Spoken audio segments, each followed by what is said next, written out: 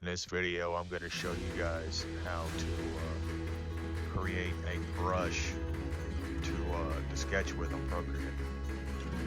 I'm not really going to do much talking in this video or at all other than this intro. I don't really have time to explain everything, but I am going to show you exactly step by step how I would make a brush to sketch with.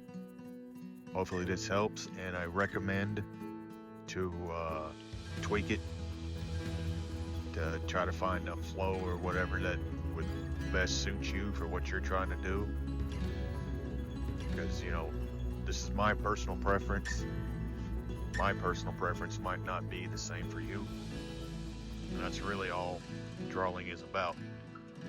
So I hope this video helps, and I'll see you in the next one.